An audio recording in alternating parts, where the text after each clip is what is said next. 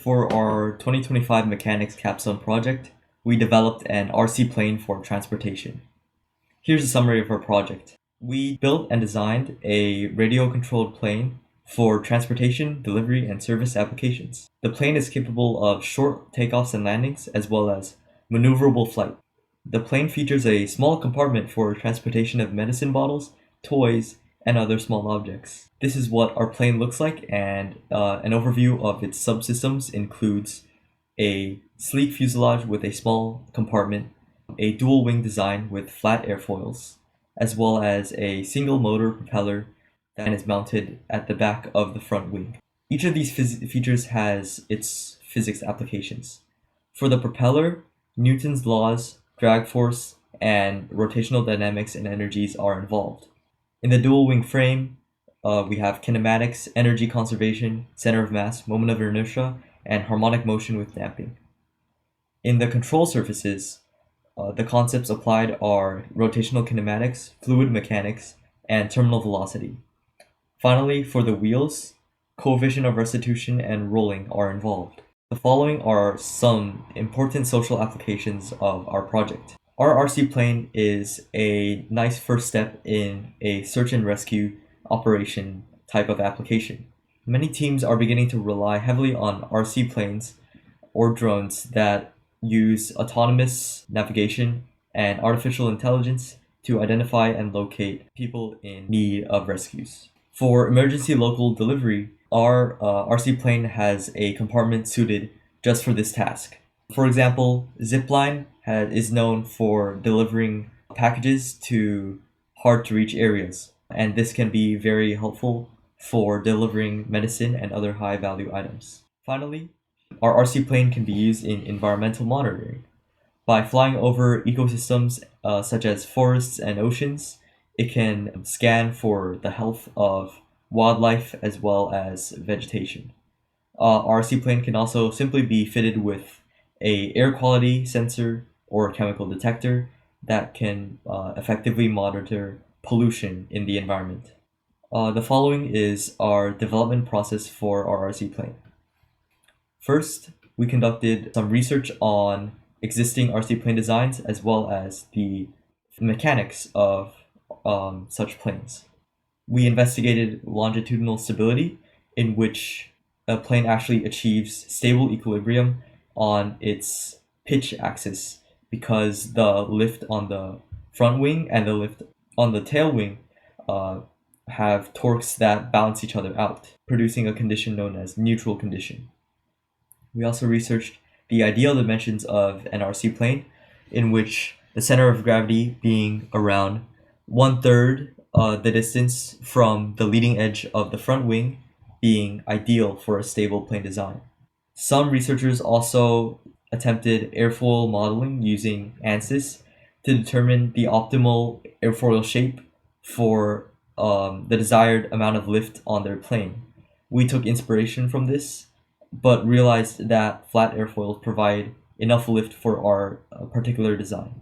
Finally, we investigated propeller thrust, in which propellers, unlike wind turbines, sails, or wings, actually generate active forces displacing the air below them in order to produce a forwards thrust. Welcome everyone, and this is our infamous RC airplane. Let's go into a little more of its components and how it's working. So if you see the hatch here, we have the main connection for the battery. Once we connect this cable will go out into all the electronics placed in this hub underneath the wing. We have a voltmeter connected to the battery up here just to check its output. If we turn the plane upside down, we can notice a few things about the electronics on display. The servos are into the main hub. You can see that all the 3 servo cables are going in there, as well as the propeller, which is directly connected inside there. So now you'll notice that we've connected this, which means the battery is connected to all the electronic components and the plane can officially run. When we bring out our control remote, we can see that this adjusts the throttle, and this one adjusts all the ailerons and elevators. In our airplane, we have the ailerons on either side, which are the left and right for the plane to move, and the elevator is at the very back, which moves the plane up and down. In this case, we do not have the rudders that enhance the side-to-side movement, but that will be added in a future version of the project.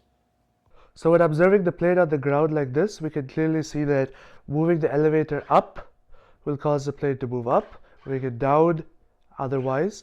When you go to the right aileron will move up and the left down, and when you go to the left, it is just the opposite in that sense. We also have a slight differential controlling, which allows us to control the ailerons and elevator together in different proportions as necessary. When we turn on the throttle just a bit, the plane begins to move forward. As you notice, I have now disconnected the fuselage from the wing, so we can explore a little more the exact electronic components of the project.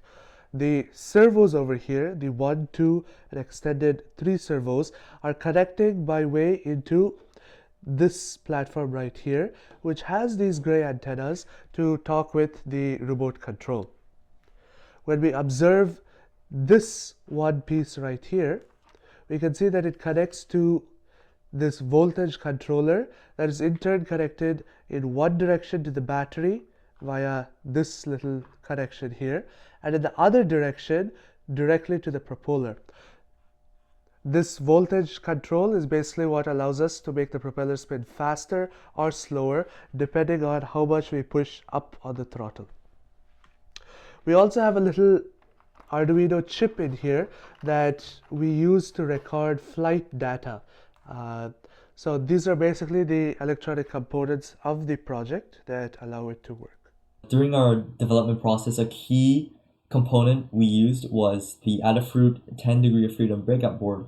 The board communicates with the ESP32S3 through I2C, and the way we are able to get the data is ESP connects to the school Wi-Fi and uses the Google Sheets client library to communicate with the Google Sheets API through a service account, producing important data that can be analyzed and compared with Tracker and other sources.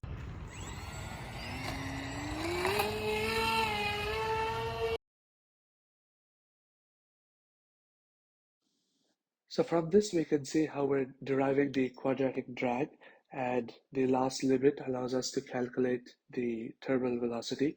For the center of mass, we estimated it using the separate center of masses for the front bolted wheels, the battery, the motor and propeller, and the other electronics, and we got approximately 29 centimeters. When we actually experimented with it and balanced the plane on a pencil, we found that it was again 29 centimeters, which corroborates our estimated data.